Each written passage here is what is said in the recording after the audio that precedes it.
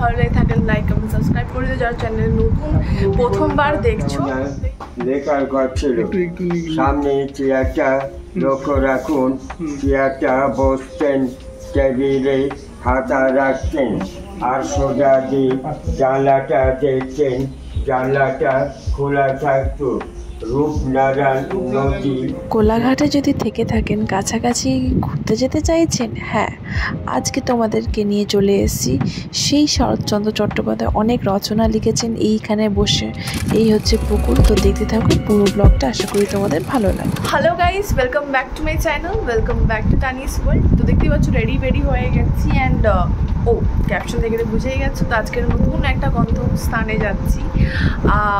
একদিনের জন্য তোমরা যদি কাছাকাছি কোলাঘাটে থেকে থাকো, নিয়ার বাই, তোমরা যেতে পারো।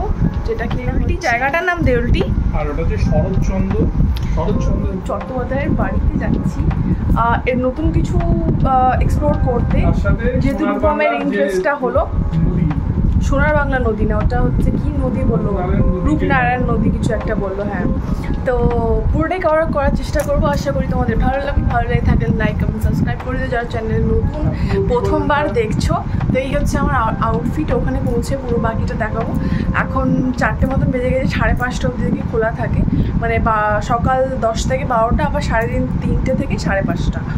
তো চলো যাই। মা বাবাও আমাদের সাথে যাচ্ছে। রূপম রেডি হয়ে গেছে। এই যে হচ্ছে রূপম দা, পুষ্পা।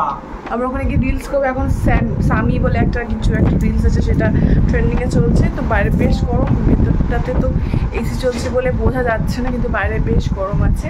তো বেশি কথা না বলে চলো যাওয়া যাক, ওখানে গিয়ে পুরোটা দেখাচ্ছি। আর সঙ্গে থেকো, সাথে থেকো। আর যারা ইনস্টাগ্রামে এখন আমাকে ফলো করোনি, প্লিজ ফলো করে নিও, ডেসক্রিপশন সব লিঙ্ক দেওয়া আছে। তো চলো। তো বন্ধুরা, দেখতেই পাচ্ছ আমরা সবাই মিলে বেরিয়ে পড়েছি। পেছনে বাবা মাকে দেখা যাচ্ছিল না, তাই আমি খুঁজে পাচ্ছিলাম না, ফ্রেমে নিতে পারছিলাম না। তো বেশ ভালো লাগছে, অনেকদিন পর সবাই মিলে একসাথে আমরা বেরিয়েছি। তো ব্লগটা শেষ অবধি দেখো, আশা করি তোমাদের ভালো লাগবে। এই হচ্ছে আমাদের জার্নিটা। আশা করি তোমরা ভালো করে উপভোগ করবে। অনেক ইনফরমেশন পেতে চলেছো পুরো ব্লগটা, তার জন্য দেখতে হবে। কাছাকাছি তোমরা যদি থেকে থাকো, তাহলে ব্লগটাতে অনেক কিছু তোমরা জানতে পারবে, অনেক কিছু শেয়ার করতে চলেছি তোমাদের সাথে। তো দেখতে থাকো পুরো ব্লগটা। এই যে দেখতে পাচ্ছ, গ্রামে তো ঢুকে গেছি অলরেডি অনেকক্ষণ আগেই। তো আর জাস্ট 1 মিনিটের পথ, লেফটে গিয়েই আমাদের সেই শরৎচন্দ্র চট্টোপাধ্যায়ের বাড়ি, যেটাকে শরৎচন্দ্র চট্টোপাধ্যায় কুঠির বলে নাম দেওয়া হয়েছে। এই পার্কিং প্লেস ঠিক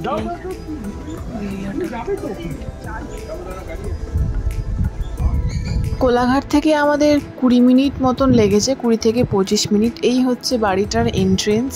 আর ঠিক অপোজিটেই সে একটা পুকুর আছে, এখন একটু বড়। তখন যখন উনি থাকতেন তখন ছোট ছিল। আর উনি লাস্ট এখানে 12 বছর কাটিয়েছেন, লাস্ট 12 বছর।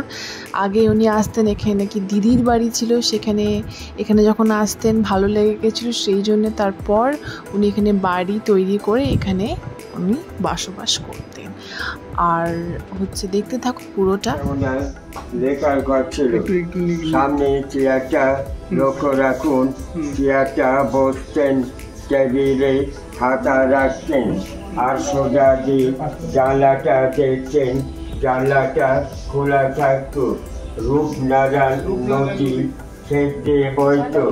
2 নম্বর রাতে লক্ষ্য রাখুন, ওনার জুতো আছে। ওটা বৈঠকখানা ছিল, এখানে বসে বিপ্লবীদের মিটিং হতো। ডান দিকে একটা ঘড়ি চলছে, লক্ষ্য রাখুন। 100 বছর আগের ঘড়ি। একদিন দম দিলে 7 দিন চলবে, মনে লক্ষ্য রাখুন। ওটা গড়গড়া তামা খেলতেন, আর পাশে ওটা ভাবছে রেডিও। আলমারিতে যে বইগুলো আছে উনি পড়ছেন। পাশে কথা যাবেন, জানলাটা কাছে যাবেন। 1926 থেকে 1928। ওটা চরকা রয়েছে, চিকিৎসা ভূমি বিনা পয়সা গরিব দুঃখীদের হোমিওপ্যাথি চিকিৎসা করছে এইটাতে। হ্যাঁ, ঠাকুর রয়েছে লক্ষ্য রাখুন, আগের জানাতে রাধাকৃষ্ণ ঠাকুর শ্বেতপাথরের মূর্তি, আলমারিতে ওষুধ রয়েছে লক্ষ্য রাখুন, রাধাকৃষ্ণ ঠাকুরের পাঁচজনের লক্ষ্মীর হাঁড়ি রয়েছে, ওদিকে উপরে যাবেন বন্ধ হবে। গল্পের পেয়ারা গাছগুলো গোড়ায়, আর সামনে যে পুকুরটা দেখছেন ওই পুকুরে দুটো মাছ ছিল, কার্তিক আর গণেশ। সোনার ললুক পড়ানো ছিল। উনি দুপুরে যখন এসে দেখছেন নাম ধরে ডাকতেন, কার্তিককে ডাকলে কার্তিক আসতো, গণেশকে ডাকলে গণেশ আসতো। ঠিক আছে বন্ধুরা, কীরকম লাগছে তোমাদের? আমার তো বেশ ভাল লাগছে। পুরো জায়গাটা যখন হাঁটছি চলছি মনে হচ্ছে সেই মানুষরা একসময় এখান দিয়ে যেত, আর আমিও ঠিক এই জায়গা দিয়ে এখন যাচ্ছি। তো আমরা অলরেডি ওনার যে লেখার যে ঘরটা যেখানে উনি লিখতেন, আরেপাশে দুলকানন নদী, আর সামনের দিকে ওনার যে বই বা উনি যেভাবে চিকিৎসা করতেন ফ্রিতে, এবং ওনার যে বৈঠকখানায় যেভাবে বাকিরা ইংরেজরা বা যারা আসে যেভাবে কথা বলতেন, তো সেই ঘরগুলো অলরেডি আমরা কমপ্লিট করলাম। তো এবারে আমরা দোতলায় যাচ্ছি, এটা 100 বছরের পুরনো ঘর। তো তার দোতলার আমরা আমাদের সাথে ফলো করুন।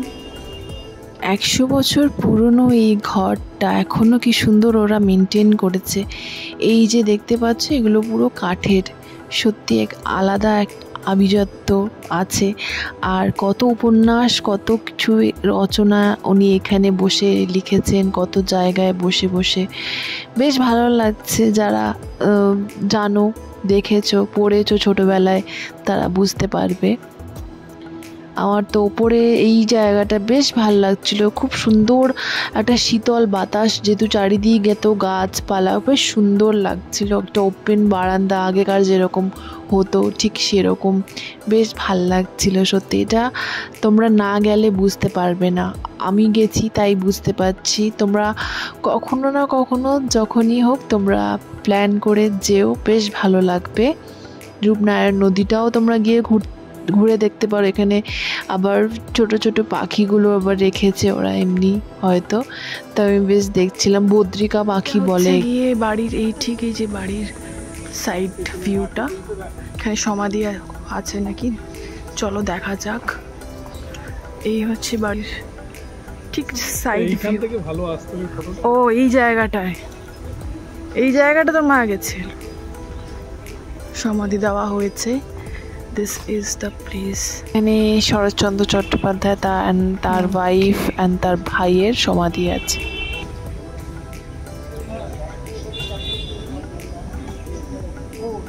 রূপনারায়ণ নদী যেটা বলেছিলাম, ঠিক আছে, এই হচ্ছে নদীটা। এখানে এই হচ্ছে ব্যাকগ্রাউন্ডে যেটা দেখতে পাচ্ছ, এখানে অনেক ধরনের মানে টুকটাক খাবারের আছে। তো আমরা অনেক দিন পর, হ্যাঁ কিছু করার নেই, আমি এখনই চা খেলাম, আবার পেপসি খাচ্ছি, তার আগে ফুচকা খেলাম, সব রিয়্যাক্ট হয়ে আমি কি জানি না কি হবে, যা পাচ্ছি তাই খাচ্ছি। দ্য থিং ইজ, সেই মানে পেপসিটা খেলাম শুনে মানে আমি আর পারলাম না, সেই ছোট্টবেলাকায় মানে স্কুল লাইফে পেপসিটা খেতাম ছুটি হওয়ার পর। এখানে আমি অনেকদিন পর আবার পেপসিটা দেখলাম তাই খেলাম। তো এই হচ্ছে আপাতত আপডেট, তারপরে আমরা দেখি কী করি। সো আমরা এখন 5:30 বেজে গেছে, এখনও যারা ঢুকছে 5:30 অব্দি টাইমিং, যাই হোক যেহেতু সবাই আসছে এখনও দেখতে পাচ্ছি 6টা মতন বাজতে চলছে। তো আমরা এখান থেকে বেরিয়ে যাবো। ব্লগটা আমি এখানে এন্ড করছি, আশা করি তোমাদের ভালো লেগেছে। ভালো লেগে থাকবে তো বলেই দিয়েছি। দেখা হচ্ছে নেক্সট ব্লগে, ততক্ষণ অব্দি খুব ভালো থেকো, সুস্থ থেকো, সাবধানে থেকো। আর নতুন নতুন এরকম ইন্টারেস্টিং ব্লগ দেখার জন্য কিন্তু চ্যানেলটাকে ফলো করতে হবে। আর এরকম অ্যাডভেঞ্চার আরও জায়গাগুলো এক্সপ্লোর করার জন্য কিন্তু আমার ব্লগটাতে চোখ রাখতে হবে, আর আমারও ব্লগে চোখ রাখতে হবে। চ্যানেল নাম মান্নাস ম্যাক্রো, যারা যারা সাবস্ক্রাইব করেনি তাড়াতাড়ি সাবস্ক্রাইব করে দেওয়া, আর নতুন নতুন হিডেন প্লেস তোমাদের দেখানোর জন্য ডেসক্রিপশনে সব লিঙ্ক দিয়ে দেবো। তো আমরা মোটামুটি ব্লগটা এখানেই শেষ করব। এই জাস্ট পুকুর পাড়ে, শরৎচন্দ্রের যে পুকুরে, এখানে অ্যাকচুয়ালি একটা স্টোরি রয়েছে, দুটো মাছ ছিল, একটা হচ্ছে গণেশ আর কার্তিক। তো উনি এসে যখন ডাকতেন তো ওনারা তখন চলে আসতেন। তো ওনাদের যারা পূর্বপুরুষরা রয়েছে এখানে তারা ওটা ফলে এখনও। তো এই হচ্ছে সেই গেট, আর এই হচ্ছে সেই পুকুরটা একটু ঘুরে দেখি। ঠিক বাড়িটার সামনে এসেই আমি ব্লগটা এন্ড করলাম, আর ঠিক অপোজিটে এই হচ্ছে পুকুরটা। ঠিক আছে, এখন এখানে স্নান টান হয় না অবভিয়াসলি, এখানে নদীটা হচ্ছে সামনেই ছিল, এখন অনেকটা দূরে চলে গেছে। ঠিক আছে, তো যে রচনা আমরা যেটা মহেশ, যে রচনাটা আমরা পড়েছি সাহিত্যিকে, যেটা আমাদের হয়তো মানে 10th সিলেবাসও ছিল। তো সেই মহেশের কিছু দৃষ্টি প্রেক্ষাপট এখানে লেখা রয়েছে, শরৎচন্দ্রের লেখা। ভালো হাওয়া দিচ্ছে কারণ চারিপাশটা খুব নিস্তব্ধ অ্যান্ড অনেক গাছপালা আছে, একদম পুরো শান্ত পরিবেশ, বাইরে প্রচণ্ড গরম থাকলেও এখানের পরিবেশ প্রচণ্ড শান্ত এবং শীতল। তো তোমরাও আসতে চাইলে ডেফিনেটলি এসো। সমস্ত লোকেশান এবং কীভাবে আসতে হবে সমস্ত ডিটেলস আমাদের যে ইউটিউবের ভিডিওতে সমস্ত দেওয়া থাকবে। কীভাবে আসতে হবে সেগুলো দেখে নিয়ে তোমরাও ফটাফট চলে এসো একদিনের একটা ছোট্ট ট্যুরে, তার সাথে রুমপ্রায়ণ নদী, সোনার বাংলা, এগুলো সমস্ত কিছু তোমরা ভিজিট করতে পারো। আর গুগল ম্যাপ তো আছেই ফলো করার জন্য, আমরা গুগল ম্যাপ ফলো করেছি। আর যারা ট্রেনে করে আসতে চাইছো, দিউলটি স্টেশনে নেমে ঠিক 5 মিনিট লাগবে অটো স্ট্যান্ড থেকে, মানে টোটো স্ট্যান্ড থেকে টোটো করে তোমরা চলে আসতে পারো। তো এখানে এন্ড করছি, আসলে তোমাদের ভালো লেগেছে। Still then stay happy and stay healthy. Bye bye, টাটা করে দাও। গুড নাইট, বন্দে মাতরম।